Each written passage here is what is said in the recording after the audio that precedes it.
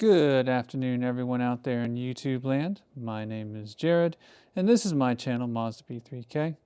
In this video, as simple as it sounds, we will be going over an oil change on my 1989 Ford F350, nicknamed Bertha, with a 7.3 liter IDI diesel engine. Without further ado, let's get started. So before we crack anything open, we need a couple of things. We're going to need oil. We're going to need a lot of it. If I remember right, this thing takes over 2 gallons worth. So recently, Walmart came out with this, or at least recently to me, this is a full synthetic 1540 diesel oil, which I'm going to try out. IDI diesels are known for burning, leaking, otherwise having oil magically disappear to some other dimension. That's just what they do. So I'm hoping this will slow it down because this one does consume oil. Got about 2¼ gallons. And then I got this guy. That's the oil filter. This is a Wix 51734. We're going to see if this works. I was reading that you can install early 7.3 liter Powerstroke filters onto 7.3 liter IDI engines. It'll work, it'll fit, and it's a bigger filter with better filtration than the filter that is designed to go on the IDI engine. So we're going to try that out. So this is laid out. Let's get under the vehicle. And order is going to be a little mixed up today. We're going to be trying to take the filter off first before we try to open up the oil sump because of what I just mentioned. All right, so here's our oil filter. It is right next to the oil sump, which, let me back that out a little bit. It is on the driver's side of the engine, kind of tucked in here next to the sump. I think I've done an oil change on this before, but I don't fully remember. So when you go to do your oil filter, it may be super tight. You can get a paper towel if it is. Try to help loosen it up. And once you open it up a little bit, it's going to start to pee oil. So make sure you've got a catch pan ready. As you can see. You can also see this oil's black as night. That is normal for a diesel because of how they work. The oil gets sooty in a hurry. So you can't use the oil color as an indicator of how good or bad the oil is like you can with a gasoline engine. Can't do that on diesels. You have to get a piece of it, rub it in your fingers. You can feel for the grit in the oil, its lubricity, its viscosity.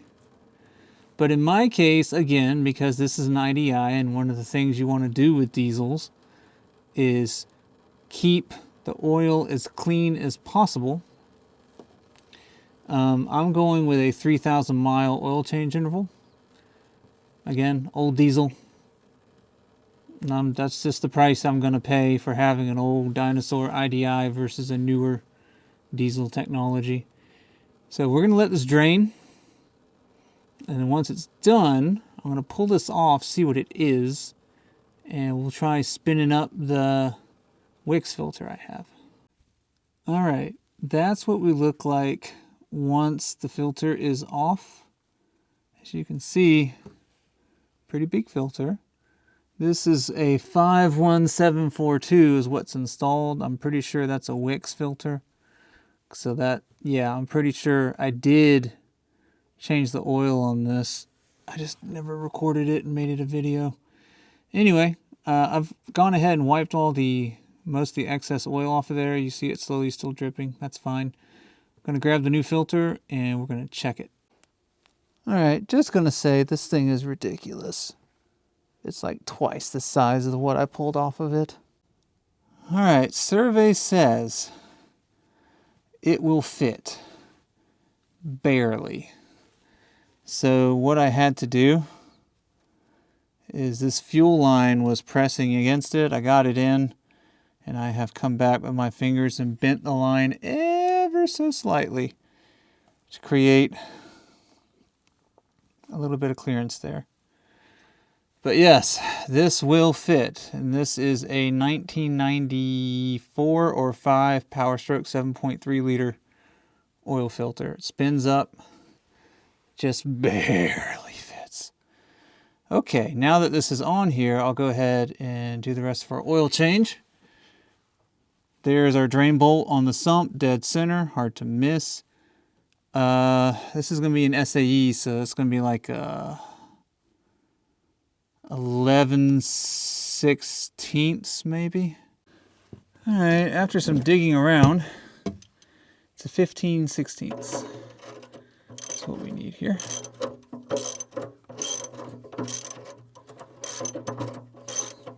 Which I do not have as a wrench.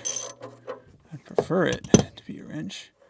So one thing that's probably going to happen here is I'm going to get oil all over my hands. This just drops straight down, but let's see. Here we go. Not bad. Did not get oil all over myself.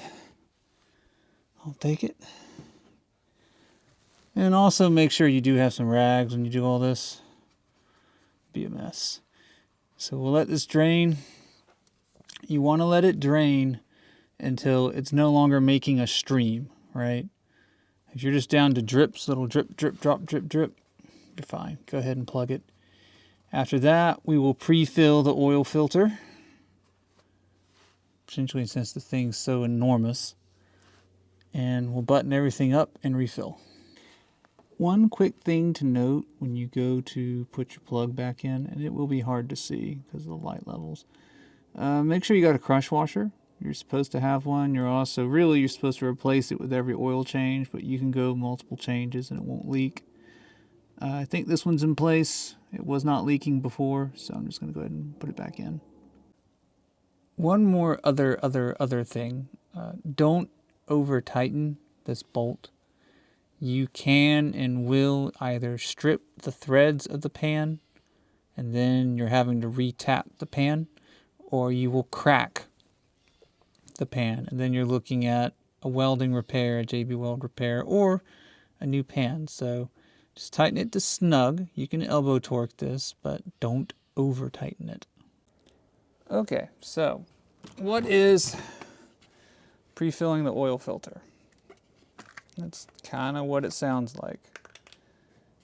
It's putting oil in your filter before you install it so that the engine has less running time after an oil change where it can't pressurize. And you're gonna hear, this is one of those things where it's like, is a hot dog a sandwich kind of things, where people will incessantly argue back and forth across the internet until the end of days. I believe that you should pre-fill, so I'm gonna pre-fill. If you don't want to do this, you don't have to. But pretty straightforward. I put it in here to stabilize it because the bottom of the filter can's not flat. But you're gonna fill it up as much as you're comfortable with so you don't spill, right? Because we are mounting at an angle a little bit. And when you think you've got it full, you probably don't, because it's going to soak and go through the filter media and all that good stuff. See how much it's dropping? So you keep topping it off until you're where you're happy. Screw your filter back on. That's it. Then you go with your regular oil fill. One other thing to mention. Make sure you shine up your seal on the filter with some oil. It can be old oil, it can be new, doesn't matter. But shine it up so that way when you spin the filter on, it'll seal better, and also this prevents the seal from trying to tear from it gripping the metal surface too tightly as you're spinning it in.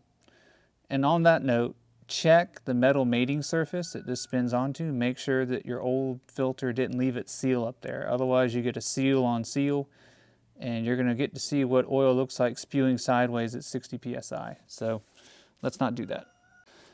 Okay, we're topside. We finally get to do the fun part. This is our oil fill. It's right above the injection pump. So we're going to unscrew that. And then, because my Bluetooth pouring abilities are horrible, I'm putting a funnel in. And then we're going to proceed to just dump the rest of this in here, because I know This thing takes, like I said, like 2 gallons. Your oil dipstick is kind of a funny looking guy. He doesn't look, at least to the modern eyes, he looks kind of funny. But he is, right, you see that little loop right there? Kind of peeking out. This guy, it's that guy. So pull him out. We're going to clean off the stick before we do anything. Reinsert.